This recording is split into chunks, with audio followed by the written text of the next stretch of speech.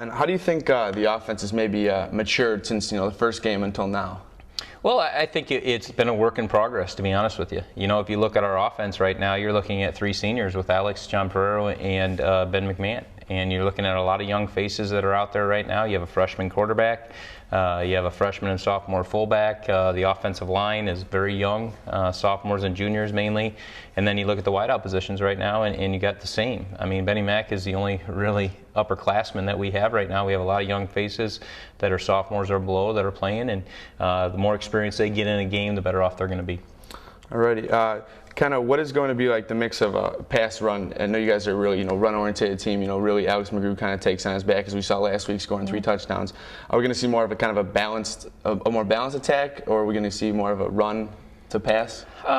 We try to be balanced every single week, to be honest with you. When we sit there and watch the film, and it isn't one thing that we pick out that we say we're going to do more or less of. We go into the ball game thinking that we're going to try to be as balanced as possible, but you also have to realize what's going on during the game as far as the defense and what they're going to allow you to do.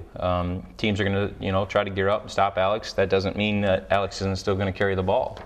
We have so many different ways and weapons right now to get Alex the ball. And a lot of things going off of it also that are messing with people. Kind of moving the special team side of the ball, Taylor's been doing a great job this year. He's been really knocking down field goals. What has that meant for the team? Oh, it's huge. I mean, the players have all the confidence in the world in Taylor. I do too. And, in practice, he works extremely hard. He's done a great job with kickoffs. He's done a great job with field goals and PATs. And when you have that in your back pocket as far as a weapon, there's no reason why not to try to kick a field goal every time that we get close enough.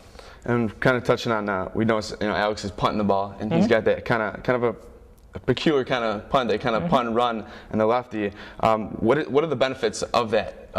Well, number one, if you look at our last 2 ball games, they have no return yardage at all on punts. So, when we looked at it last year, we were punting the ball and averaging around 39 yards a punt, but we were giving up almost 15 to 16 yards on a return. So, I mean, you do the math there, and obviously it's not as good. The rugby style, it does 2 things. Number one, it eliminates a return, and number 2, it's a dual threat as far as Alex possibly running with the football if he sees something that is open, or if they don't overshift or do anything. It's a much quicker thing. It's safer.